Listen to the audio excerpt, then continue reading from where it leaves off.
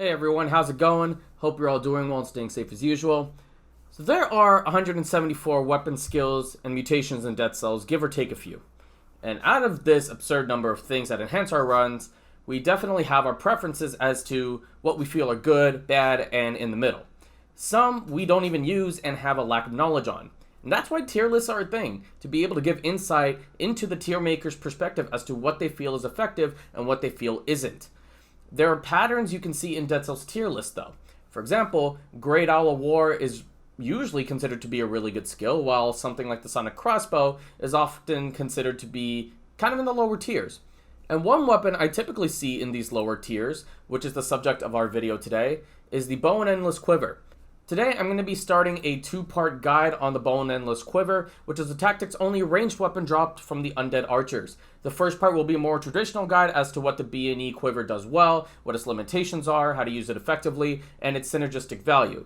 Part 2 is going to consist of a couple post-commentary style of runs that are going to look at this weapon in action and how I use it to beat 5BC. And hopefully, at the end of this two-part guide, I can show you all that this is not necessarily the mediocre weapon that it's made out to be, and in fact, a very strong tactics option you can use in your runs. And before we get truly started, I want to note a couple things here. The first thing is that I want to be able to show how good this weapon is without putting down other weapons. That being said, I will be highlighting certain advantages that it has over other ranged weapons. That doesn't mean I think these weapons that I'm going to be talking about are bad or anything like that, but that in Dead Cells, all weapons will have pros and cons at the end of the day. The other thing is that I will be introducing various concepts and mutations in this game, and while I'll try to explain myself to the best of my ability, I won't be able to go in depth on every single mechanic. So for anything that I've already done a video on, for example, I talk about hang time later on in the video, I'll leave a card for you guys. Otherwise, feel free to leave a comment. I'm more than happy to answer any of your guys' questions. So that all being said, let's get on with this guide.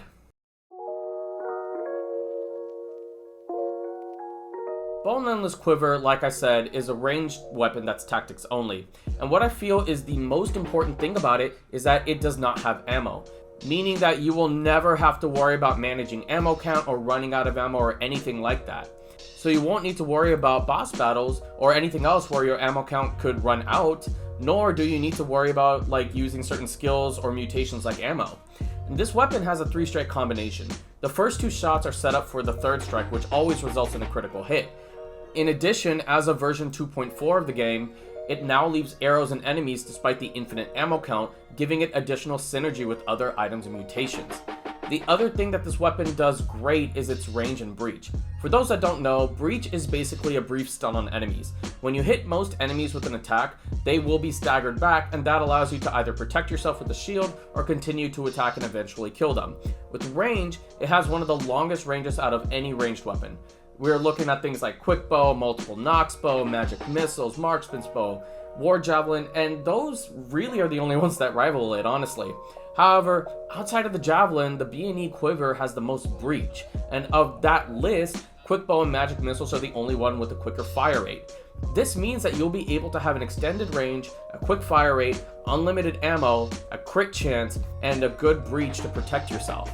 Bow and Endless Quiver also does what a lot of ranged weapons do well, which is a quasi-auto-target shot pattern.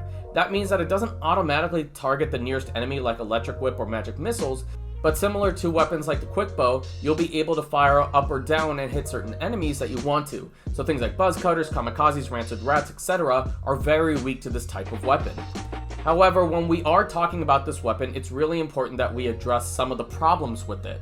The first is that there's a bit of a delay between the first 2 shots and the critical hit 3rd shot, and this can lead to taking hits unnecessarily if you're not protected. This can also present issues against bosses where you're unable to sometimes fire that final shot because you either need to dodge or parry accordingly. In addition, the power is admittedly less than quick bow even after its 2.3 nerf. Multiple knocks doesn't have a crit chance, but it does have overall better power and speed. So it's largely considered, and this is the reason that B&E Quiver is in these lower tiers, that multiple knocks bow, quick bow, etc. are considered to outclass it, and honestly, I can't really disagree. However, in your Dead Cells runs, it's really important to factor in a few things. The first is RNG, which these days is honestly just a catch-all term for randomness in a game. And that's going to dictate what item drops you get in shops, kill rooms, and timer doors. Sometimes you may not get an opportunity to be able to get a quick bow or multi-knock spell, but instead a bone endless quiver, and that's not a bad thing, especially when you consider its strengths that I've just outlined. The other thing is that if you have a B&E quiver with good synergy, for example like 80% to poison or 100% damage given and received, or 60% to bleed, that's actually more efficient than a multi-knock spell or a quick bow that does not have those affixes. And granted, you can always re-roll affixes, but if money is tight, then you would want to stick with the weapon that gives you the best chance to win, which in most cases is the weapon that gives you the right synergy. The next thing is that the Bone Endless Quiver has seamless synergy with all the tactics mutations, and I will explain how each one does well with it. The first of our tactics mutations is the Hunter's Instinct, and it works well with the Bone Endless Quiver because of its excellent mob management due to its range and breach, so skills will be coming back pretty quickly. Support is great to use with a double crossbow-matic or a heavy turret or something like that while utilizing your range. Parting Gift, as with any ranged weapon, provides important breach that can assist you with flying enemies, harmful mobs, and even getting you out of an uncomfortable position. Tranquility, in my opinion, is the best mutation to use with Bone Endless Quiver until the final boss, regardless if you're on 5BC or not.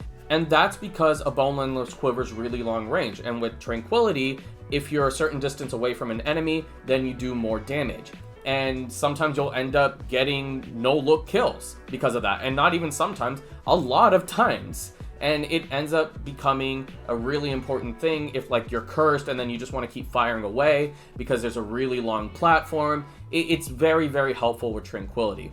Ripper used to not be useful with it, but due to the infinite ammo count and now arrows being stuck in enemies, you can use it with things like Say to Stiletto or Tentacle or Phaser to get some chip damage. Ranger's gear is great with Phaser and Wave of Denial because they have quick cooldown and you can use the quiver's different strengths accordingly.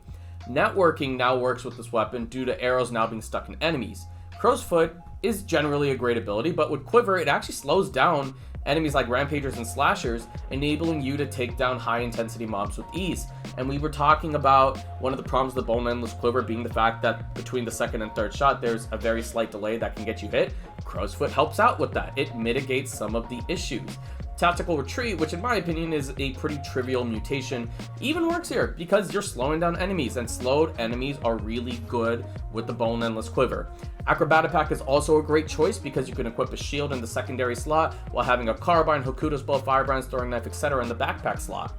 Point Blank, in my opinion, isn't as good as Tranquility in the early game, but late game when you're going up against, for example, Giant, Hand of the King, 5BC boss, you're generally going to be closer more oftentimes than not, and so Point Blank actually works really nicely here.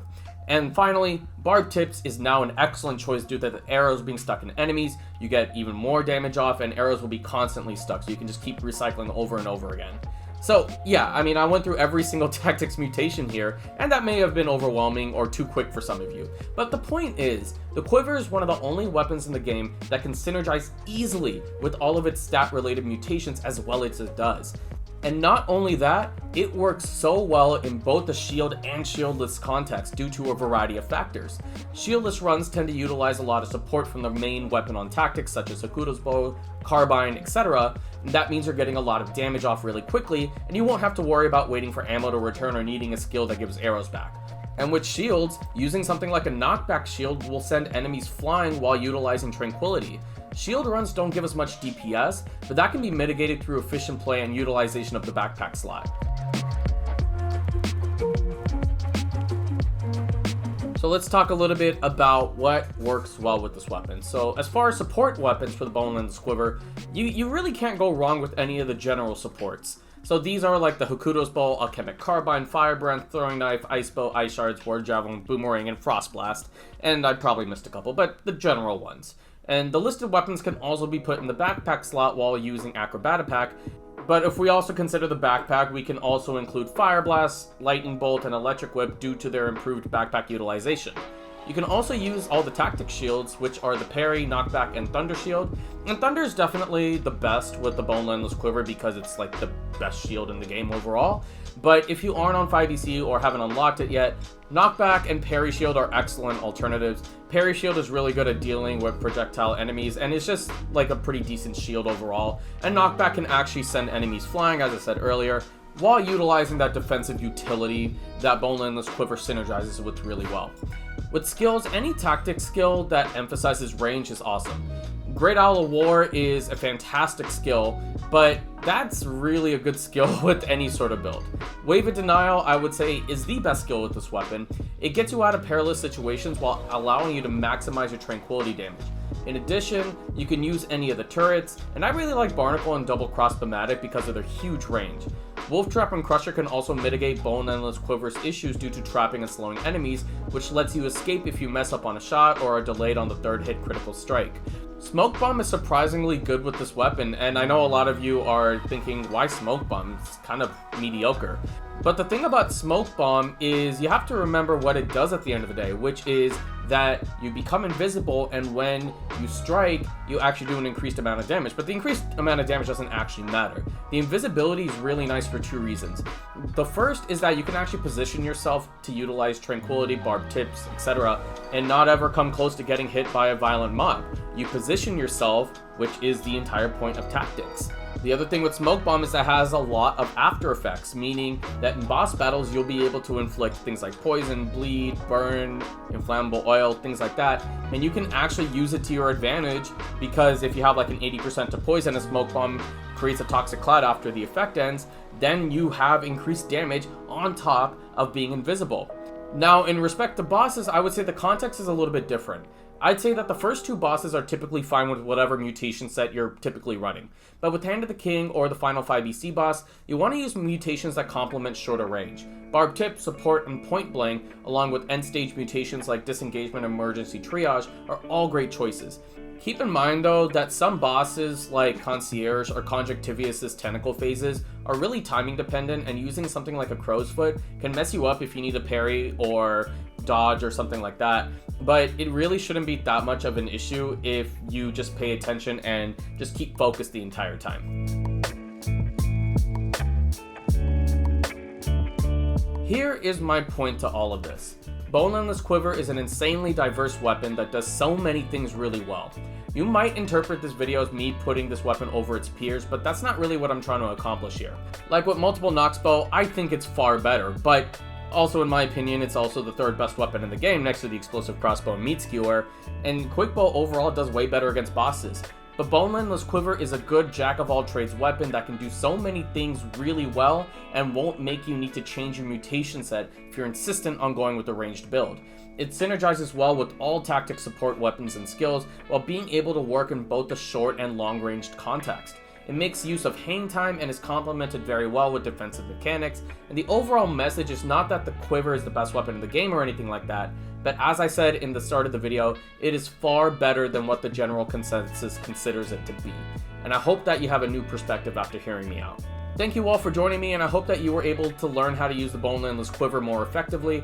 The next part will consist of 2 runs, both a shield run and a shieldless run, and both of those runs will utilize the Bone Endless Quiver's different strengths, and they will be a post-commentary style. So before we end the video, I want to give some shout-outs to some people that really helped me with this video.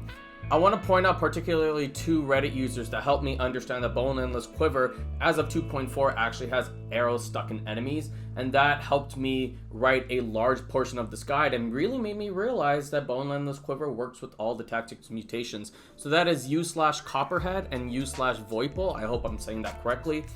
I also want to give a shout out to 3 other people. The first is my guy Kevin Fetters, who really has helped me out with so many different things, with gaming, with life, and I really appreciate you taking time to look at my script and give me some feedback. The second is Psyche, who I'm sure a lot of you already know.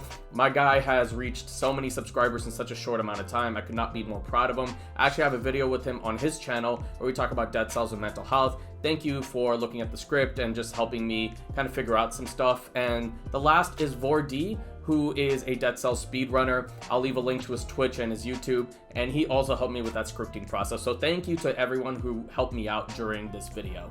So I hope that you all learned something from this video, and even if you didn't, I hope that you enjoyed this guide. I really had a lot of fun scripting and editing and putting together all the clips, and of course doing the runs itself. Stay tuned for part 2, and I hope you all have a great night. Stay safe out there, everyone.